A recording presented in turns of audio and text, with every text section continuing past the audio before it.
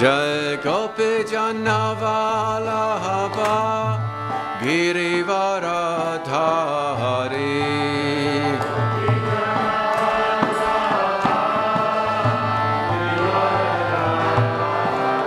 Jai Gopi Jannavalabha Girivaradhari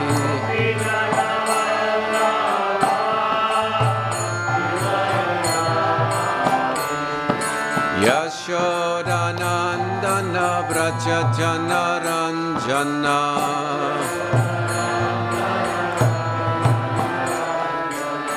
Yashodanandana Vraja Janaranjana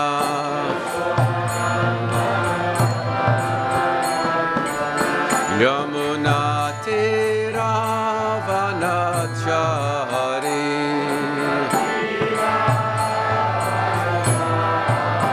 Yamuna Tiravanachari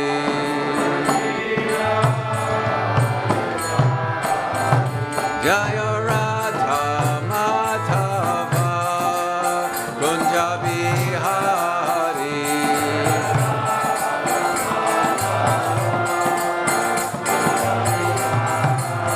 Jaya Radha Madhava Kunja Bihari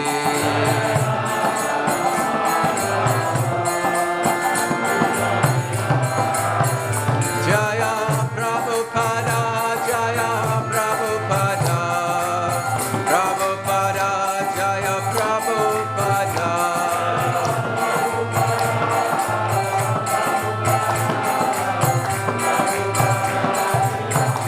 Jaya Jaya Prabhupada Prabhupada Prabhupada Jaya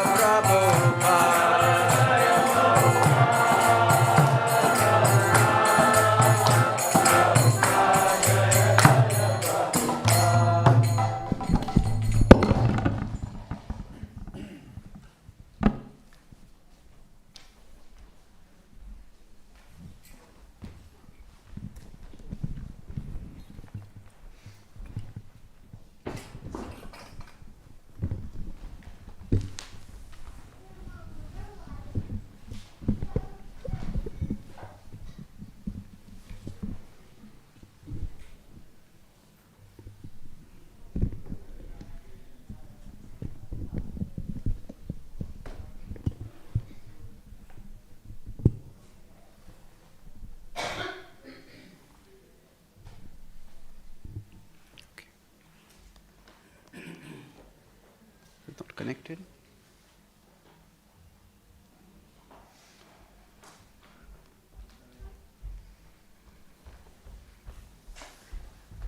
Jaya Jaya Shri Chaitanya Jaya Nityananda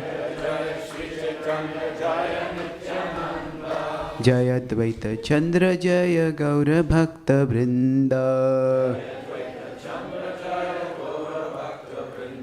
Jaya Jaya Shri Chaitanya Jaya Nityananda Shri Chaitanya Jaya Nityananda Jaya Dvaita Chandra Jaya Gaura Bhakta Vrinda Jaya Jaya Shri Chaitanya Jaya Nityananda Jaya Dvaita Chandra Jaya Gaura Bhakta Vrinda Caitanya-Caritāmṛta Madhya Lila, chapter 11, text 63 to 68. So I'll read the word-to-word translation and then we'll come back to the verse. Gopi Bhave, in the mood of the gopis. Virahe, in separation. Prabhu, Lord Sri Chaitanya Mahaprabhu. Vyakule, agitated. Haya, being. Alalanathe, to Alalanath. Gela, went. Prabhu, Lord Shri Chaitanya Mahaprabhu. Sabare, all. Chhadiya, having given up.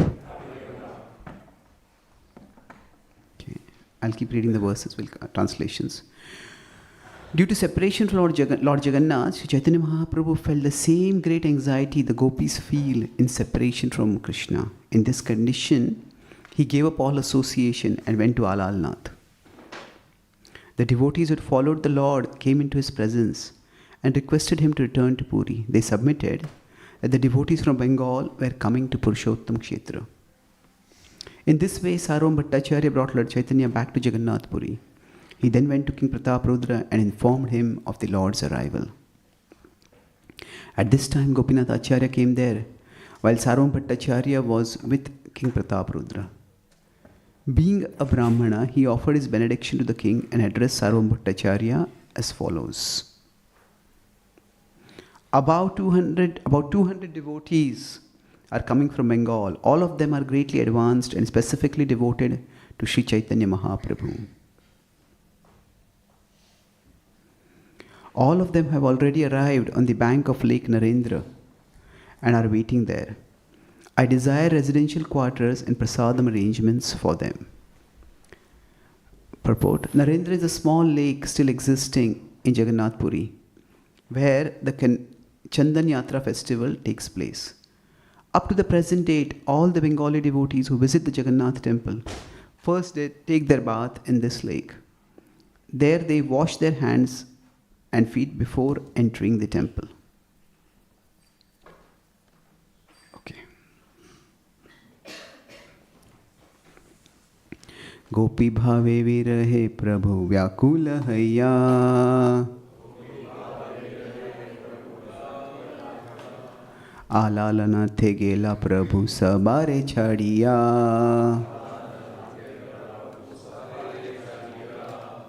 Gopi bhave virahe prabhu vyakula hayya. Alala nathe gela prabhu sabare chhadiya.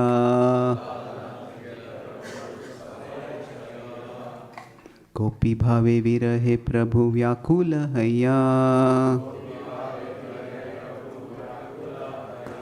Alalanathe gela prabhu sabare chhadiya.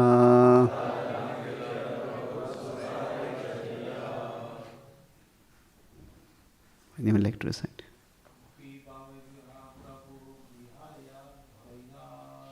Gopi bhave virahe prabhu vyakula hayya.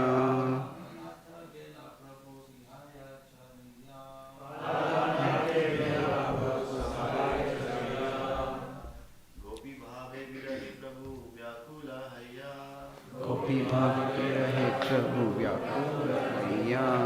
Alalate gela prabhu sabare chhadiya. Gela prabhu sabare chhadiya. Vaishnavis.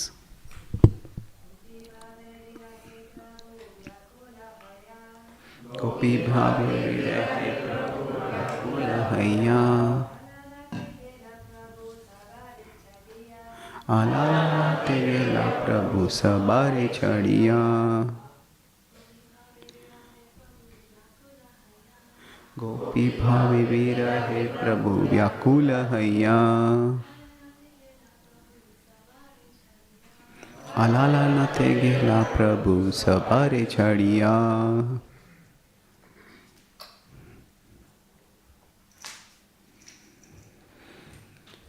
Om Jnanatimirandhasya Jnananjanashalakaya Chakshurunmilitam Yena Tasmai Shri Gurave Namaha.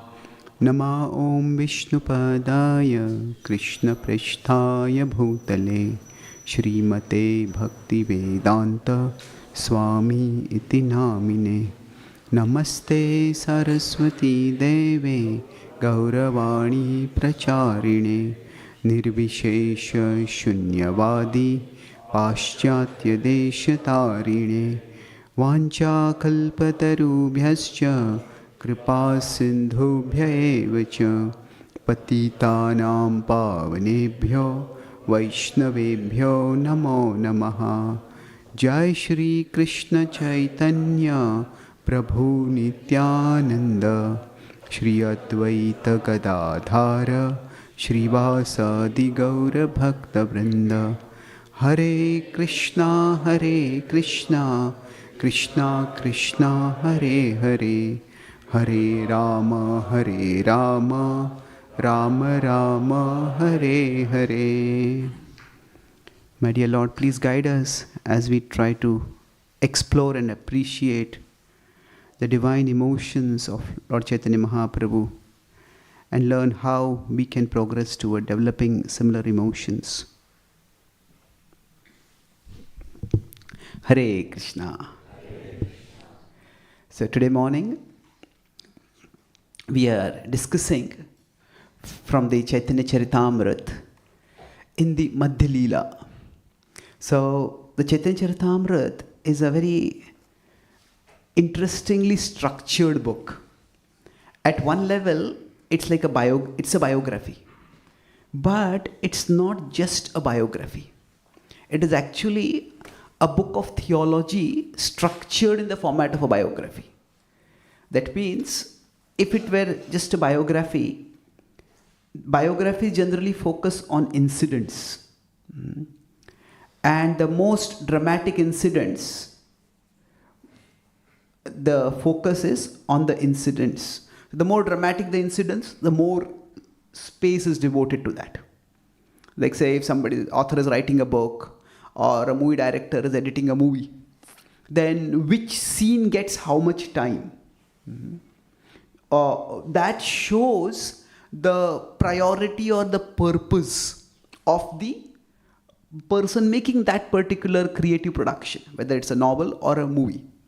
So, if we consider in Chaitanya Charitāmṛta, what gets the maximum focus? There are dramatic incidents. For example, Chaitanya Mahaprabhu confronting Chandkazi. Now, Chaitanya Bhagavat gives much more details of that incident than the Chaitanya Charitāmṛta. So, the thing is that in theology, if there's a work of theology, the focus is on concepts, on explaining the concepts, maybe on discussions that illustrate the concepts. So while Chaitanya Charitāmṛta is undoubtedly a book that is biographical, it goes linearly narrating life incidents, but its focus is on the discussions, on the expositions that are happening. So it is a book of theology in the format of a biography. So like a director or zooming in or elongating a particular incident. The longest incidents in the Chaitanya Charitāmṛta are the conversations. The longest chapters, sometimes they run into hundreds and hundreds of verses. They are describing the 5 major discussions that Srila Prabhupada made into the book Teachings of Lord Chaitanya. Discussion with Rupa Goswami, Sanatana Goswami, with Sarvam Bhattacharya, with Prakashanand Saraswati, with Ramananda Rai. These are what get the maximum space. Now, so one way the book is structured is, I talk about this particular structure. So before I dive into this particular verse, I'm going to focus on this part. The structure of CC, on one side is biography, but is book of theology in the format of biography. Now, another aspect of the structure is that it is phases. There's Adi, Madhya, and Antya. Now, the Antya Leela, in many ways, see, the Adi Leela is more about, it's almost largely pre-devotional pastimes. That, of course, there is 16-17 chapter, there is some devotional description, but you could say pre-outreach, pre-traveling outreach, we can say. It is, from location's perspective, it is Mayapur. Now, the Madhya Leela is largely his travels. It's outreach, and that outreach through travels. So this is where Mahaprabhu has the first big travel after he starts manifesting his devotion is from Mayapur to Puri. He wants to go to Vrindavan, but his mother tells him go to Puri. And he comes to Puri and he does something stunning. He just, in this first few days that he's in Puri, he transforms the foremost scholar of Puri. Sarvam Bhattacharya just becomes utterly transformed. And while Mahaprabhu is staying at his place and having these discussions with him, it's largely that he is reclusive. So nobody practically meets him. And then after this spectacular victory in terms of winning over Sarvam Bhattacharya, Mahaprabhu just departs. It's like, say now the Wimbledon tournament is going on, say some player who is completely unknown, the person who is a completely unseeded player, nobody knows that. The unseeded player comes to the finals, defeats the top seeded player in a marathon match, and then leaves without even giving a press conference. So nobody knows who he is, what he is, where.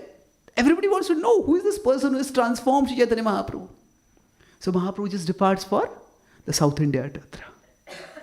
And he's gone for years. And then after that he comes back from South India Yatra. And that's why we'll see it is there that Sarvam Bhattacharya brings the who's who of Jagannath Puri and introduces them to Mahaprabhu. So Sarvabhauma has talked about this great person whom he met, whom he hosted, who touched and transformed him. And others can also see that he's changed from a dry scholar to such a Rasik Bhakta. They want to know who is this person who they talked about, who is he talking about, who brought this transformation. But then Mahaprabhu gets to meet him. They get to meet Mahaprabhu. And then the Rath Yatra festival happens. So right now, we are within the broad description of the Rath Yatra festival. So it's before the Rath Yatra festival when the Lord has apparently fallen sick. And thus, his darshan is no longer there. So the verse that we recited, Gopi Bhave Virahe, that Mahaprabhu is in the mood of the gopis of Vrindavan. There is a very dynamic tension in the manifestation of Sri Chaitanya Mahaprabhu. As we know, Chaitanya Mahaprabhu is Radha and Krishna combined. Shri Krishna Chaitanya, Radha Krishna Nahi Anya. And while we have all seen that iconic image where Radha and Krishna are behind and Chaitanya Mahaprabhu is the combined manifestation of both of them. So while both these personalities are there in Chaitanya Mahaprabhu, it's almost like there is a tension between the two of them. Who will manifest when? So as Krishna, he is the teacher. As Krishna, he is the Acharya. He is the Yuga Avatar, come to teach the Yuga Dharma. As Radharani, he is the relisher. So he's not interested in teaching so much. Yes, teaching can happen, but he's primarily interested in relishing. See, suppose there's a very, very wonderful kirtan going on, and we are absorbed in the kirtan. And somebody knocks on our shoulder. No, I have a philosophical question. Say, not now. Say, now I want to relish. So, it's like that. Mahaprabhu, the Radha part of Mahaprabhu, just wants to relish. So there is sharing of Krishna Prem and there is the savoring of Krishna Prem. So both are happening. The Krishna part within him is the teacher. Krishna is, as the Yuga Avatar, here to share the message of Krishna Bhakti, the paramount glory of love and separation. So in one sense, it's in the Madhya Leela that the Krishna is manifest mostly. Not all the time. In the Antya Leela, it is the Radha that starts manifesting. And thus, in the Antya Leela, Mahaprabhu doesn't travel anywhere. Mahaprabhu is in Jagannath Puri. His life is centered around the deities. And he is simply relishing reciprocations of love with his devotees. Now, does that mean that he is not doing any more outreach? Well, yes and no. He's not traveling. He's not giving discourses specifically. But he has devotees whom he has cultivated, whom he has inspired, who are there in different parts of the country coming to meet him. Especially the Goswamis from Vrindavan come to meet him. The devotees from Mayapur come to meet him. And here in the Antilila, Mahaprabhu is demonstrating the sixfold exchanges. And Prabhupada says in the Nectar of Instruction that the life of the Krishna consciousness movement is nourished by these sixfold loving exchanges. He doesn't say it is nourished by book distribution, it is nourished by preaching, it is nourished by building temples. All these are important, no doubt.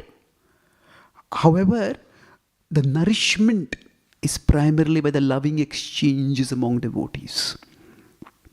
So, this is what Chaitanya Mahaprabhu is demonstrating. In the Madhya Lila, he is primarily demonstrating prachar. He goes on these two huge tours, once to South India, from which he has come back, and then to North India, which he will go in the subsequent chapters. What is happening right now is in between these two.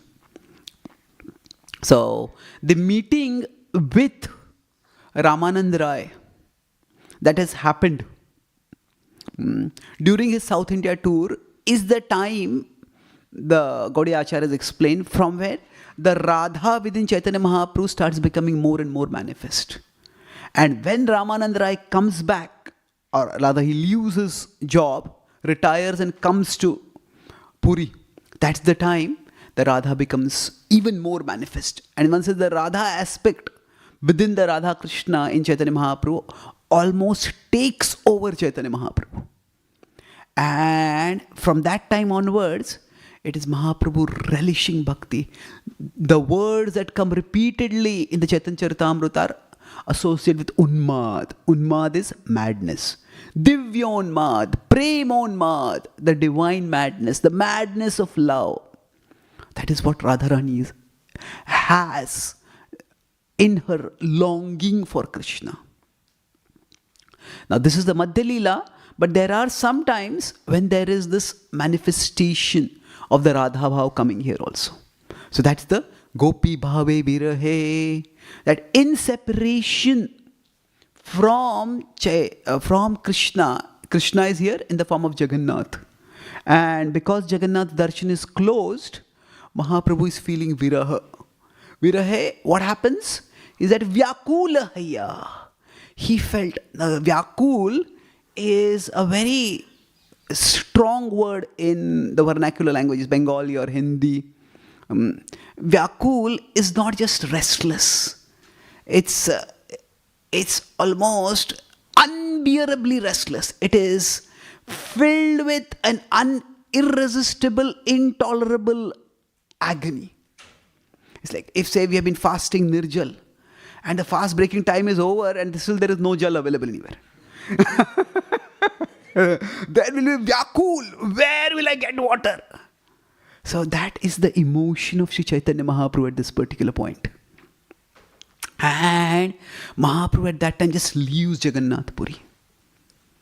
Now, why? In one sense, he is going away from the Lord to go towards the Lord only. He is going to Alalanath. And Alalanath is also the Lord. But Alalanath is actually Vishnu. Jagannath is Krishna. Jagannath is not just Krishna. Jagannath is Krishna transformed by ecstasy. So, why is he going to a Vishnu Murti? Actually, are there, even if he is feeling separation from Krishna, are there no other temples of Krishna in Jagannath Puri?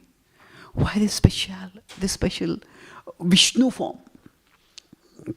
So again the Gaudiya Acharyas explain that basically when Radharani had been separated from Krishna, at that time Radha was searching for Krishna everywhere. And when she was searching, at that time Krishna decided to play a game with her. And in that game, Krishna took on the form of Vishnu. And all the gopis were searching for Krishna, and Radharani was also searching. Now, normally, when we are searching for someone and we are desperate to find them, we would be in the lead. Okay, say if a child is lost, the mother would be in the lead. Where is the child? The father would be in the lead to find out. In this case, Radharani is not in the lead in searching for Krishna. She is the last. You wonder, why would she be the last? That's because Radharani is just not able to accept. She's not able to believe that Krishna actually left me and went away. Maybe he has not gone away. Maybe he is here. I'm just missing him. So it's like, has a child actually run away? Has a child is hiding in the house somewhere? So if you want to go out and find the child, but you want to, maybe it's here still somewhere hiding. So like that, all the gopis are ahead and Radharani is behind. And in this case, all the gopis, they search for Krishna, and far in the distance, they see a bluish figure, and their hearts leap with joy, and they race towards that figure, and they find it is Vishnu, and they are disappointed. The yogis are elated when they see Krishna, when they see Vishnu rather. Dhyana avastita tadgate na manasa pashyanti yam yogino. That in the dhyan, when they go deep in an immersive state, that time they pursue Lord Vishnu. And they are delighted. That is the fulfillment of their long, arduous phases of meditation. And for the gopis, when they see Vishnu, they are disappointed. So this is the contrast between spiritual seekers in general and devotees. This is at a transcendental level, the application of Yanisha Sarvabhutanam Tasyam Jagrati Sanyami. That which springs the materialistic people into activity, that takes away the activity of those who are spiritually realized. So seeing the sight of Vishnu spurs the yogis. We want to see him. For the gopis, they are disappointed. So they offer obeisances to Vishnu. And they ask Vishnu, have you seen Krishna? Where is Krishna? So at that time, Krishna is so touched to see how much the gopis are longing for him, that Gadgad, Krishna also is not able to speak. So Krishna fears that when he speaks, his tone will be the tone of Krishna and not Vishnu. See, generally, if we are trying to maintain a particular mask, a particular appearance, a particular facade, we have to pay attention to that. If I am going to speak in someone else's voice, if I am going to mimic that, I have to give attention to that. But if I am overwhelmed by emotions catch my attention, and then I can't do the mimicry very well. So like that, Krishna feels that I will give myself away. So Krishna doesn't speak. Krishna just points with his fingers. And the gopis start running in that direction. And then last among the gopis is Radharani. And when Radharani comes, have you seen Krishna?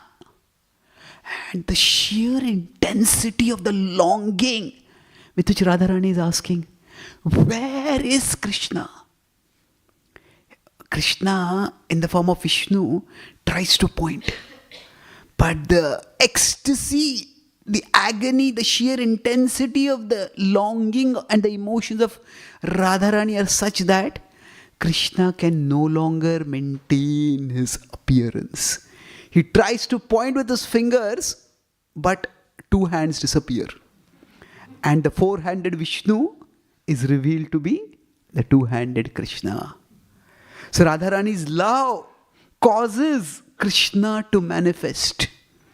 In the Bhagavatam, in the prayers of Brahmaji, it is said, Yad yad dhiyatu urugaya vibhavayanti tattadvapu praniyase sadanugrahaya. Sadanugrahaya. For showing mercy to those who are devoted. What does the Lord do? The Lord manifests in the form that is the dearest to their heart. Yad yad dhiya tu urugaya vibhavayanti. Dhiya, with their consciousness, with their purified intelligence directed towards the Lord, in that pure consciousness, vibhavayanti, when they worship the Lord, that Lord is urugaya. Tattad vapuh praniyase. The Lord manifests the corresponding form. Sad anugrahaya, out of mercy. So that is demonstrated over here. Vishnu manifests as Krishna, or rather Krishna, who had been pretending to be Vishnu, remanifests as Krishna out of the love that he feels overflowing in his heart on seeing the love for him overflowing in Radharani's heart.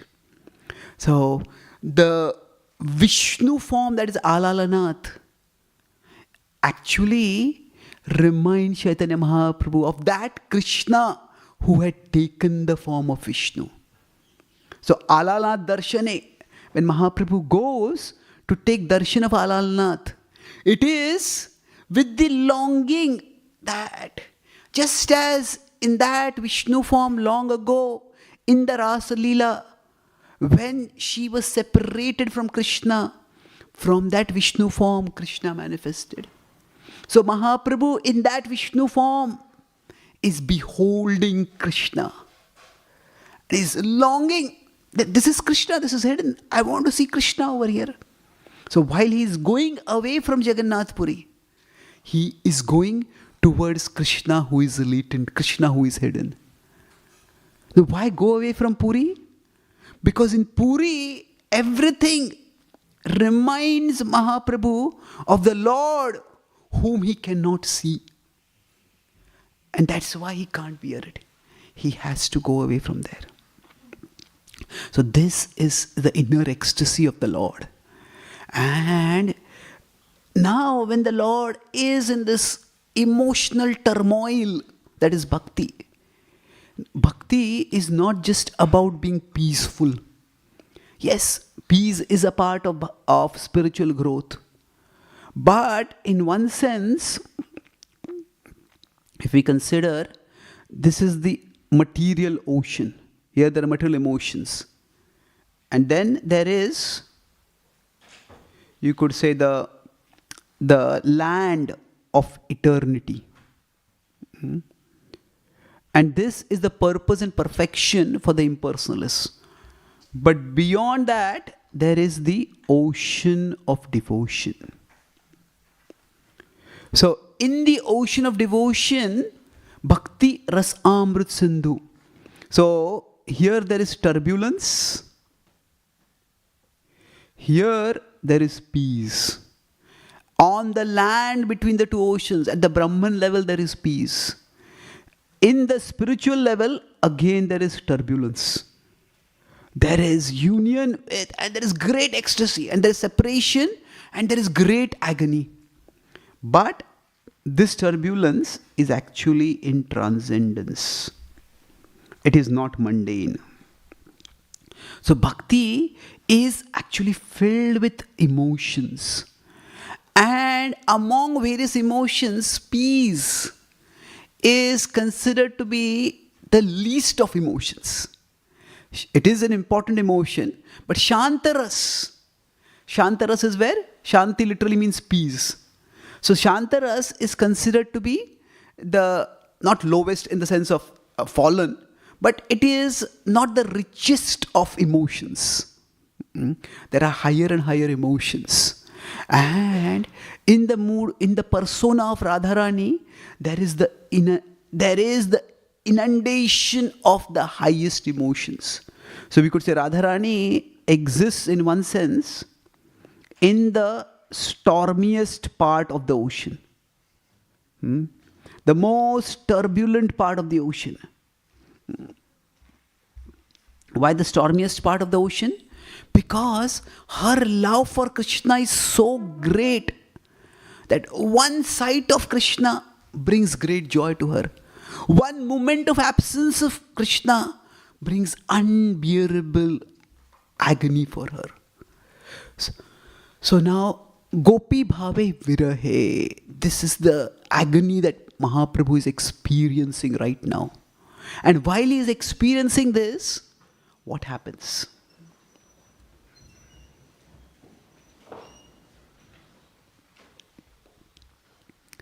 The devotees come to him. It is described, Sarvabhauma Bhattacharya and the other devotees come and they say, please come back to Puri. Please come back. Why? Because the devotees from Bengal are coming. And they are coming not just to see Jagannath, they are coming to see you. They are coming to be with you. So, now Mahaprabhu's heart is torn, but he comes back. And then we'll see, he's there to receive all the devotees. He's there to serve all the devotees. He's there to warmly welcome them and make them feel at home.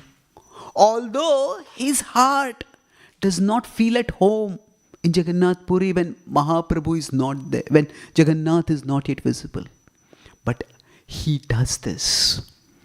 So basically, when we are practicing devotional service, when Prabhupada translated bhakti not just as devotion, but as devotional service. In devotional service, there are these two things. At one side, there is emotion. And bhakti is definitely a matter of emotion. We want to experience love for Krishna. But in bhakti, there is also obligation. Obligation means that we have duties, we have responsibilities. We want to serve Krishna. So devotion is a combination of both these things. There's emotion and there is obligation. Now, the word obligation sometimes has a negative connotation, but here, obligation, the point is that this is what we are expected to, this is what is our service. And when that is the case, at that time, the service has to be performed. So the example is given in the Bhakti Rasamrita Sindhu of the servants of Krishna, Chitrak, that he's trying to fan Krishna, and when he's fanning Krishna, when he's beholding the beauty of Krishna, tears of ecstasy start coming from his eyes. And he feels, oh, these tears are blocking my vision. I'm not able to fan Krishna properly. Therefore, I want these tears to go away. He doesn't want the emotion to come in the way of the obligation. So, for us, there is sometimes the emotion and the obligation, there is harmony. That means we have to do something which we love to do.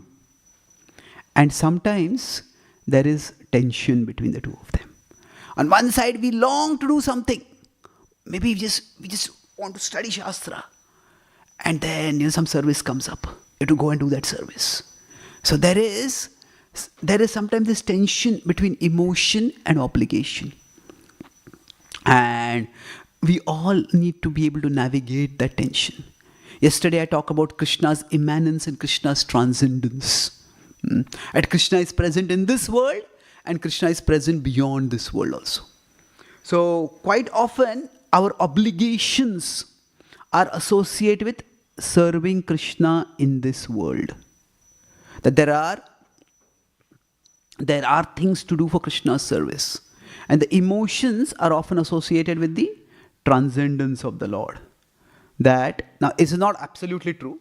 The immanent manifestations can also sometimes trigger emotion. But broadly speaking, one form of bhakti is that we turn toward the world and do our obligations in a mood of service to the Lord.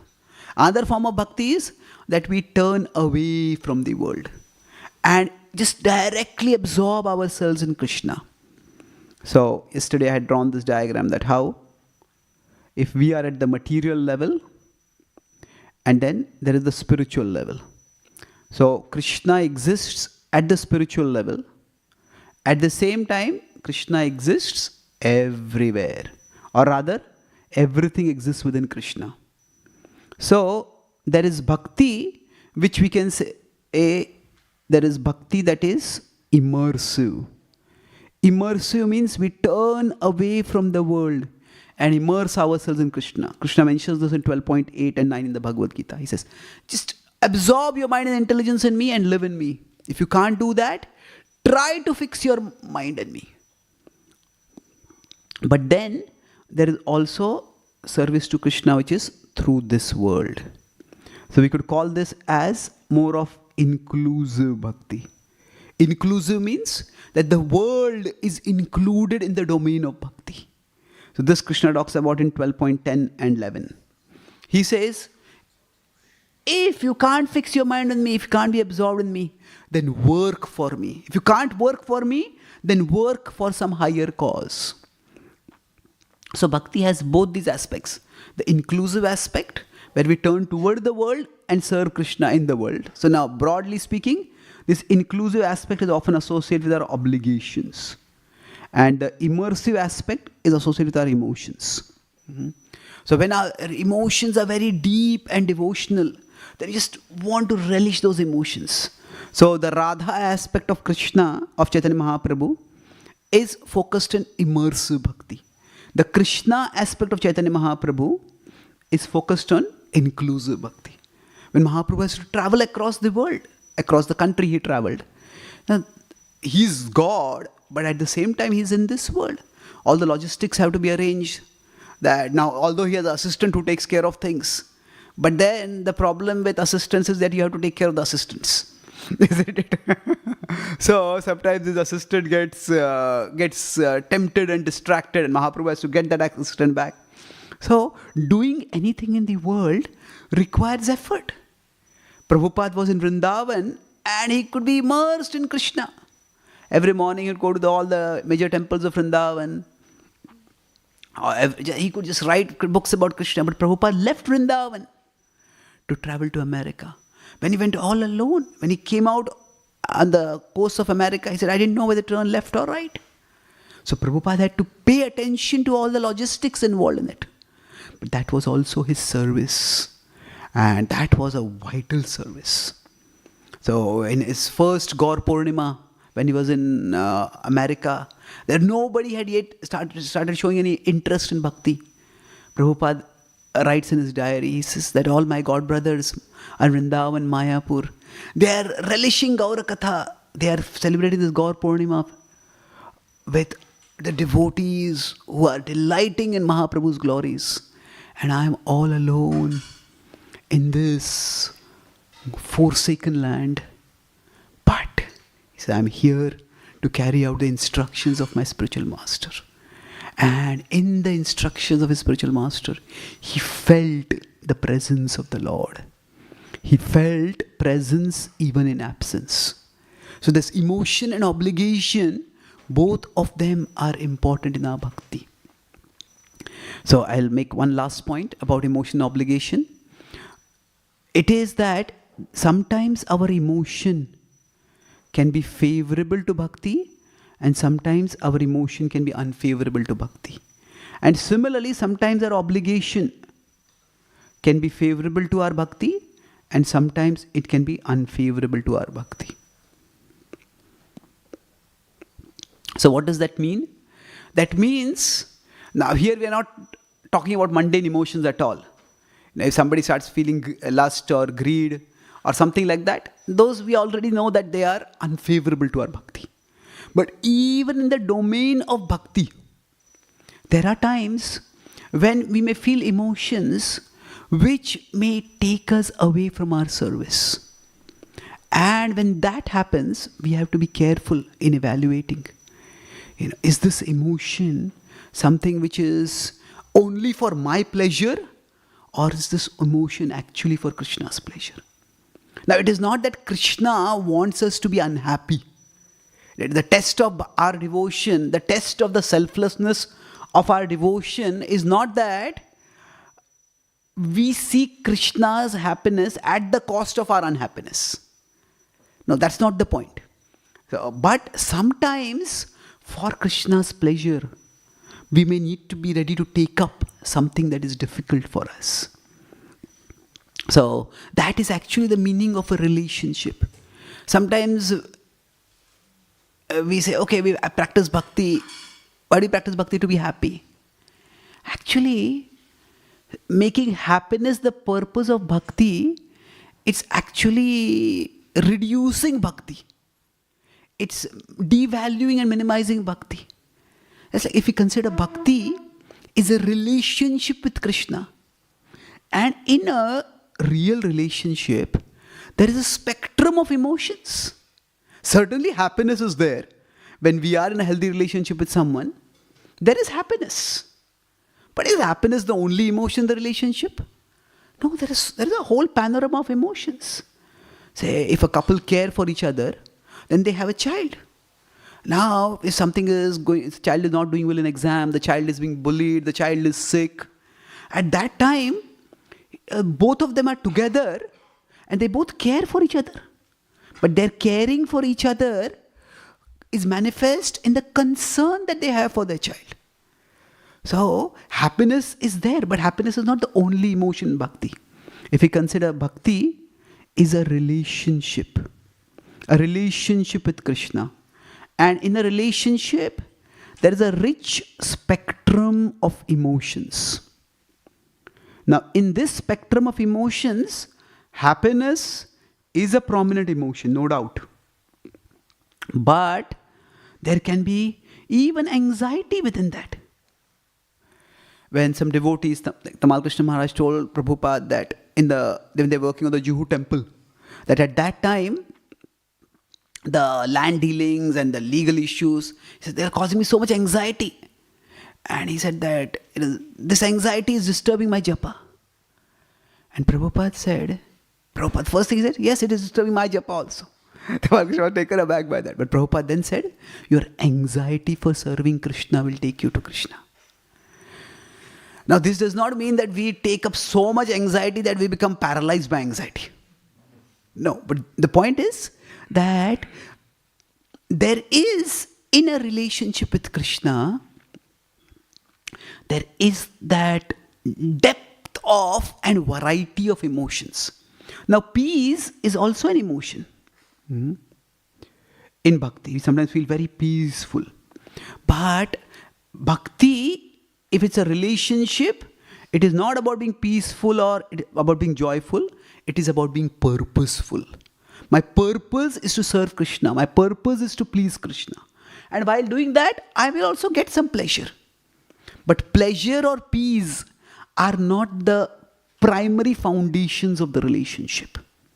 The primary foundation is that connection with Krishna, that relationship, the responsibility that we take in that relationship. So if the emotion becomes too prominent and it takes us away from our obligation, so the emotion becomes unfavorable when it reduces the relationship.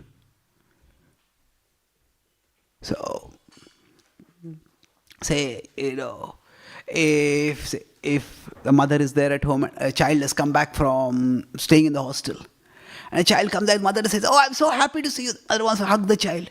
Says, Mommy, I'm hungry. Says, oh, I'm so happy to see you. I'm so happy to see you. I'm hungry. I'm so happy to see you. Okay, so the emotion is wonderful, but the emotion needs to be expressed through some service at that time, isn't it? So, if the emotion is impeding the relationship, then that is unfavorable. Similarly, with respect to obligation, the obligation can be unfavorable if again it starts, sometimes we may take up too many services. And in one sense, there can never be too much of Krishna consciousness. However, there can be too much of Krishna consciousness in a particular form. That a particular way of serving Krishna, a particular form of bhakti can become too much. So we all have limited bodies and minds, and they have limited capacities. So sometimes we may hear a wonderful class, but the class for half an hour is wonderful, 1 hour is wonderful. If it starts becoming 2 hours, it becomes wonderfully excessive. It becomes, then it just becomes excessive. Then it becomes dreadfully excessive. sometimes there can be obligation which can also be too much for us. So Prabhupada says in a letter that you may be enthusiastic to serve Krishna, but if you don't take care of your health now, even if in the future you're enthusiastic, you will not be able to serve Krishna. So we have to see that we take care of our body-mind machine also. There's a difference between, when I say unfavorable, what it means is it restricts our long-term relationship. I do a lot for Krishna right now, but then I get burnt out. And then I can't do anything for Krishna afterwards. So we need to have that balance where, okay, I take care of myself. There is being bodily conscious, which we should not be. But that is not the same as being conscious of the body. If we see the body is a gift given to us by Krishna for serving him, then if our body is showing signs of collapsing, the service is becoming too much, we can't just neglect the body. We have to take care of the body. So being conscious of the body is a part of being Krishna conscious. If you're truly Krishna conscious, then I understand that this body is also a gift from Krishna. So the body, being conscious of the body should not be the only way we are Krishna conscious, but it's an important way. And same way with respect to the mind. Our mind is also a mechanical device at one level, subtle mechanical device. So sometimes we just feel overwhelmed. Some people are introverts. They're just with too many people, they just start feeling suffocated. Some people are extroverts. If they're too long alone, they start feeling, what has happened to me? What's wrong with me? My life has become so empty. So our minds have particular natures. We have to find out, how we can keep ourselves in a fit place for serving Krishna. So in this way, when we learn to manage ourselves, find that healthy blend of emotion and obligation. So Mahaprabhu goes back from Alalnath to Puri, and there he welcomes the devotees. So we also, that tension, we don't have Radha and Krishna inside our hearts. We can say ultimately they are there. But we also have this aspect of savoring bhakti and sharing bhakti. Both of these, the dynamic tension, is a part of every devotee's life. And every devotee has to use buddhi. Jiva Goswami says in the Sandarbhas that once we are having priti, then we are naturally absorbed in Krishna. But till that time, we need buddhi. We need to use our intelligence to understand where to focus our consciousness, where to focus our energies. Prabhupada explains intelligence means to see things in their proper perspective, to understand when the emotion is favorable, when unfavorable, when the obligation is favorable, when unfavorable. So I'll summarize what we discussed today. We discussed the ecstasy, responsibility, or the emotion, obligation, tension in bhakti, and how it can be resolved. The first point we discussed about how Mahaprabhu himself, his character is revealed. First I discussed CC is, it's theology in the format of a biography. And the way CC is structured, its phases are not, at one level they are geographical, where Mahaprabhu is, but they are also psychological, what Mahaprabhu's state of consciousness is. And how in Mahaprabhu, there is both Krishna and Radha.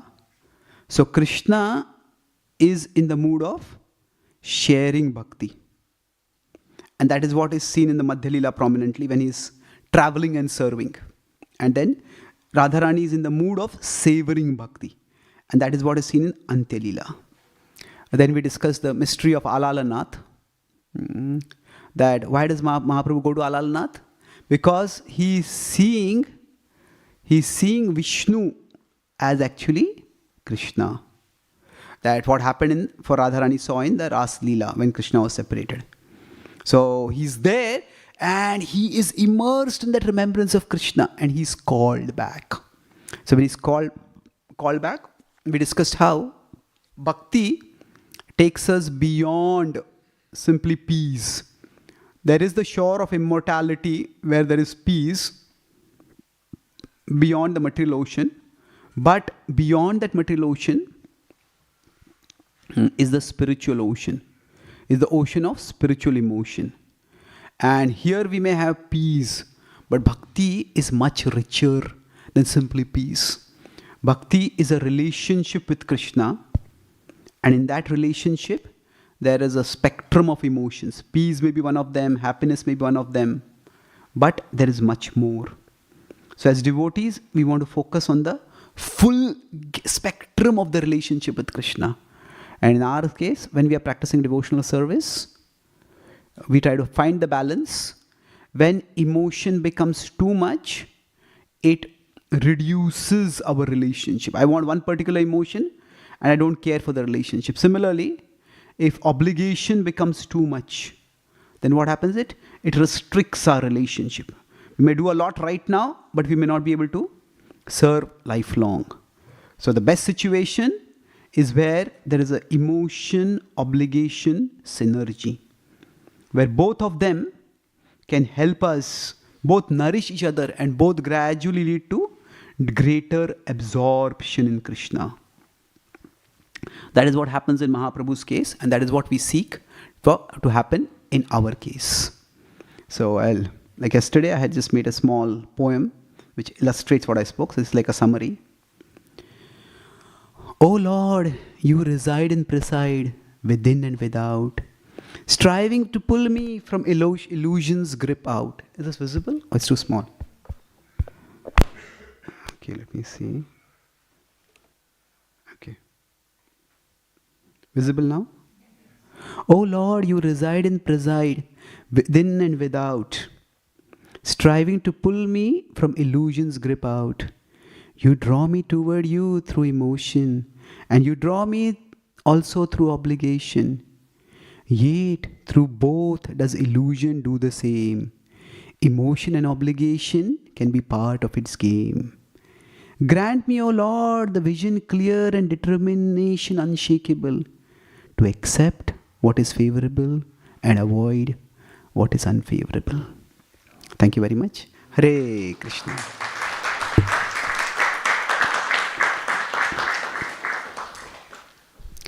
Are there any questions or comments?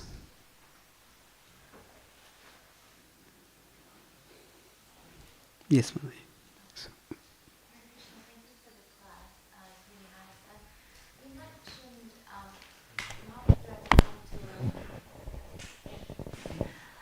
You mentioned that Mahaprabhu had to go to Alnath because he couldn't see the deities and he couldn't see Krishna in Jagannath Puri.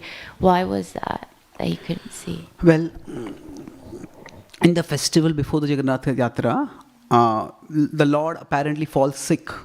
And when he falls sick, he doesn't give darshan. So he was not giving his darshan. That's why he couldn't see him at that time. Okay, thank you.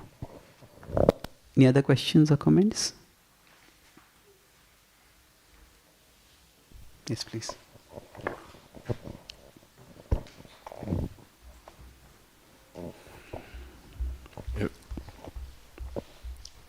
A little bit relates to today's class, but more yesterday's class. Because you mentioned how transcendence and immanence. Here's a question: is it correct for Vaishnavas to call themselves panentheists?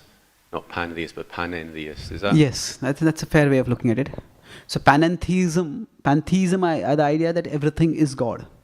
A panentheism idea is that God is nature and God is more than nature. So it's not pantheism. Yes, we could say that that is the Vaishnava understanding. Mayata tamidam sarvam jagadavvyaktamurtina matsthani sarvabhutani chaham teshu anustita. Matsthani sarvabhutani. That everything is situated in me. But I am not situated in everything. So that means that I have my self-existence beyond all this material world. So yes, that 9.4 C and D, the third and fourth lines, they are quite clearly indicative of a conception of divinity which can be called panentheistic. Okay, thank you. Thank you for the really nice class. Just got a general question.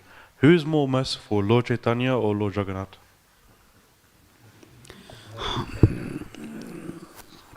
There's no competition in transcendence, although there's a lot of competition in transcendence, in the sense that the nature of bhakti is that it is both exclusive and inclusive. That when we are worshipping a particular manifestation of the Lord, at that time we focus on that manifestation with an exclusive devotion, considering that manifestation to be the highest manifestation. Because we just want to give ourselves to the Lord in that manifestation and receive the mercy of that manifestation of the Lord. But at the same time, that does not mean that other manifestations of the Lord are not there or they are not merciful. So if we go to Vrindavan, we will, Vrindavan Dham Mahatmya, there is so much profuse description of the glories of Vrindavan as if there is no other Dham that is as potent. If you go to Mayapur, similarly Mayapur Dham, Navadvip Dham Mahatmya is like that. If you go to Jagannath Puri, there is Thal Purana about Jagannath Puri. And there is such glorification of that.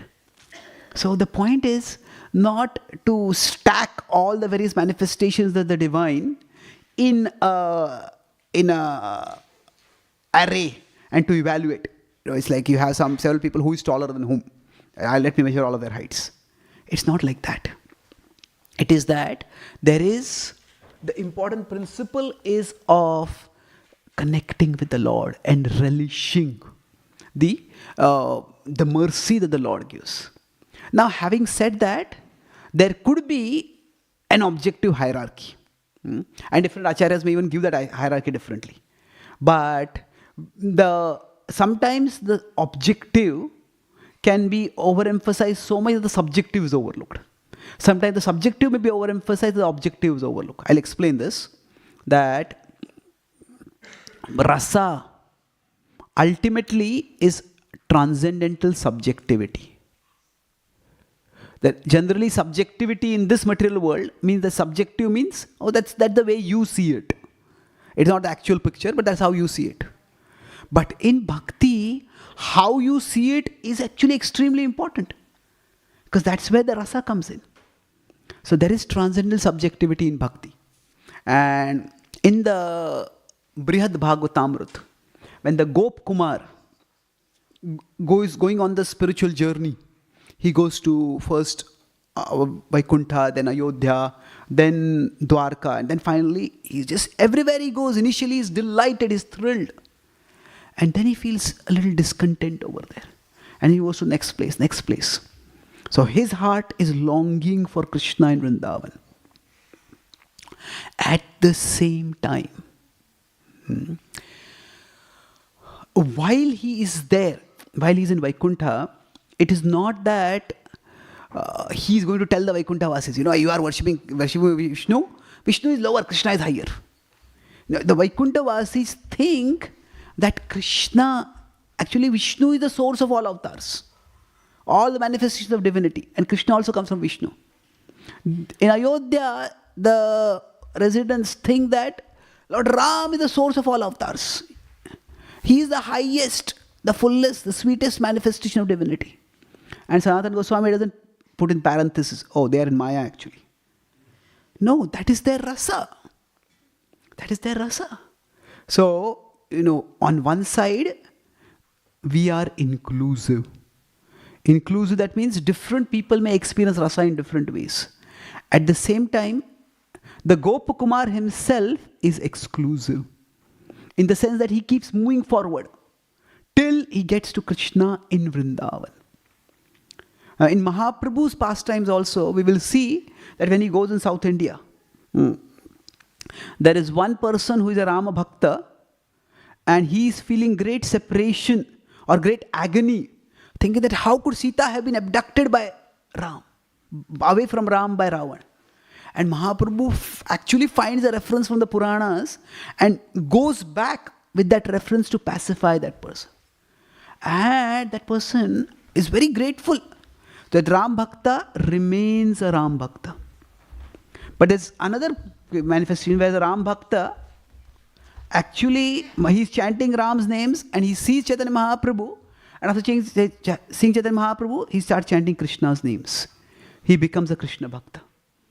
So Mahaprabhu sometimes manifests this. We have in our tradition Murari Gupta, who is a Ram Bhakta. Anupam, the brother of Rupa and Sanatana Goswami, was a Ram Bhakta. And Mahaprabhu appreciates their devotion. So now Murari Gupta is glorified. He's also the primal, the first biographer of Chaitanya Mahaprabhu. His Kadchas are the source of biography for everyone. So now Mahaprabhu glorifies his Ram Bhakti. At the same time, Murari Gupta is not a Diksha Guru in our tradition. There is no Murari Parivar. There's Nityanand Parivar, there's Gadadhar Parivar, there's Advaita Parivar. So because his mood is of worshipping Lord Ram, he's respected, he's glorified in the Gaudiya Sampradaya. But he's not considered the right person to be an Acharya in the Gaudiya Sampradaya. So there is this inclusive and exclusive both. So coming to your specific question, some devotees may find Krishna most attractive, some may find Mahaprabhu most attractive, some may find Jagannath most attractive, most merciful. It doesn't matter. Yena kena prakarena, whichever manifestation of the Lord attracts our attention, attracts our heart, that's auspicious, that's glorious. We accept that gratefully. We respect other manifestations also.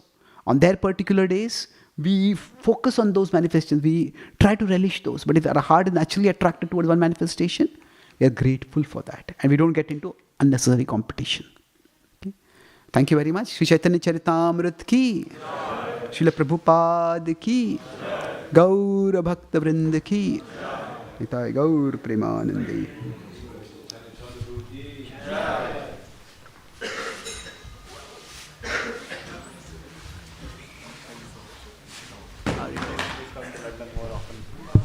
What do you like today?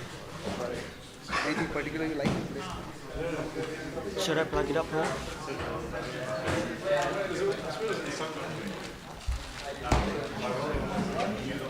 You didn't take any photos? I already took from my phone. I took it from my phone, so I can just WhatsApp you. Oh, okay. You took with the crowd and with me around there? Yes.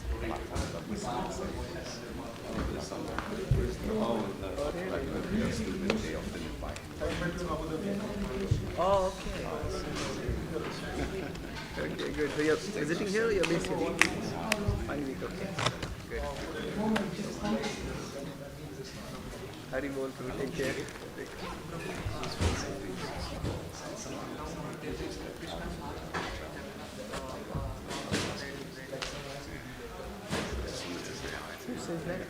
Krishna's heart.